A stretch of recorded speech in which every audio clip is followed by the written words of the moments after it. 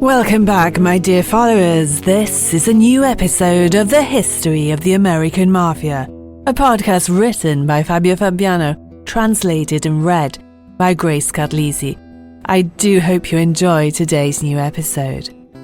Today we're going to start a 5-part series on Lucky Luciano, and this is part 1, Charles Lucky Luciano, or he who brought the Mafia to a far-reaching level of influence. He was considered by Time magazine amongst the top 20 most influential men in the 20th century. He can undoubtedly be considered the father of modern organized crime in the United States. He helped form the American Mafia's governing body, called the Commission, and continues to wield power in the world of crime today. Luciano, as we will see later, abolished the previous office of the boss of bosses, creating and establishing in its place the Commission within the 5 mafia families of New York. He is considered the patriarch of modern organized crime, as well as one of the major protagonists of the massive heroin trade and its expansion after the Second World War. Luciano was born and registered in the town hall of Le Carafriddi in the province of Palermo in Sicily on the 24th of November 1897, with the name of Salvatore Lucania. At the age of 10, Lucky and his family emigrated from Sicily to the United States and settled in the Lower East Side of New York. Like many other immigrants at the time, the Lucianos resided in an overcrowded building where they lived in precarious conditions. He took a different path from his brothers, who began to work honestly, one as a barber and the other as a tailor. It was here that Lucky met young Meyer Lansky, who came from a Jewish origin, and with whom he founded, after an initial argument, a gang dedicated to extorting a penny a day from their other schoolmates, which guaranteed them a sort of protection from the other school bullies. Luciano was impressed by Lansky's courage, and his new friend will prove to be a mathematical and gambling genius in the future. Luciano also met Lansky's close associate, the infamous gangster Benjamin Bugsy Siegel, during that same period. He too of Jewish origins, and together with Lansky will follow to form the gang called the Bugs and Meyer Mob. The 14-year-old Salvatore, short, thin, with black hair and a pockmarked face, immediately had to deal with crime. In fact, at the age of 14, he became the protagonist of thefts, extortions, and kidnappings. He soon became a skilled pickpocket and an illegal holder of a gun. Not all the crimes committed went unpunished. In fact, in 1907, Luciano was convicted of shoplifting and incarcerated in a reformatory for 4 months.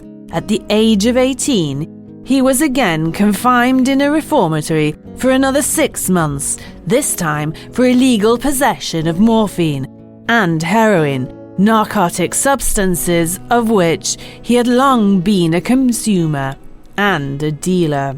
In 1917, Luciano received a call to the arms to fight in the First World War.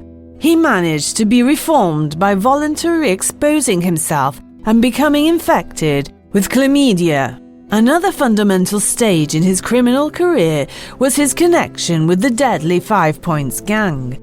As soon as he was released from prison, he joined the gang led by Johnny Torrio. Amongst the members of the gang, with whom Luciano came into contact when they were young, was Frank Costello and Al Capone. It was in this period that Luciano decided to Americanize his name into Charles Luciano, changing it because the name Salvatore often was transformed into the nickname Sally, giving what he thought was a feminine connotation. So he chose to be called Charles. Eventually, Luciano became Luciano, and Charles Luciano became his new name.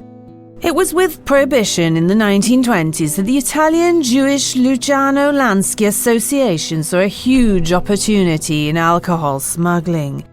In 1920, Luciano and Lansky were hired by Jewish gangster Arnold Rothstein, along with Frank Costello, Bugsy Siegel, Dutch Schultz, and Jack Legs Diamond.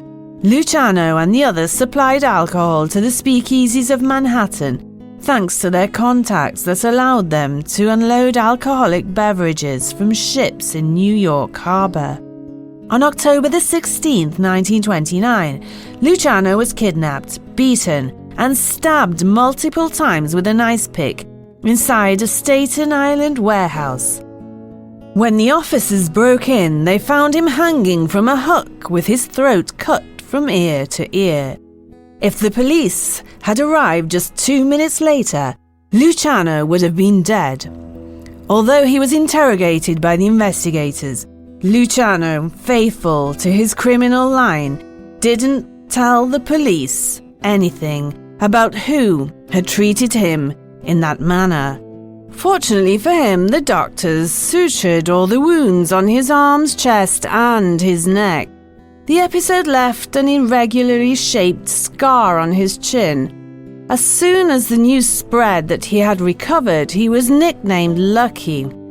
Following Rothstein's murder in 1928, Luciano returned to work for Masseria, who was now the self-styled boss of bosses and who was going to war against his rival, Salvatore Maranzano, known as the Duke.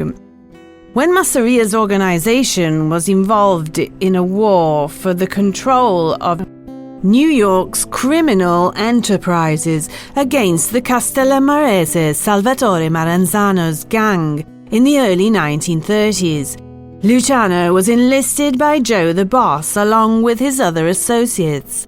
However, Luciano and his young mafia buddies were starting to get irritated by Masseria's antiquated ways of an old-school Italian gangster who didn't speak much English and conducted limited criminal enterprises.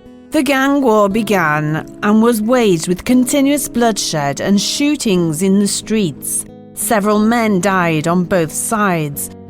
29-year-old Luciano began to fear that the constant shootings and corpses strewn in the streets might irritate the public opinion.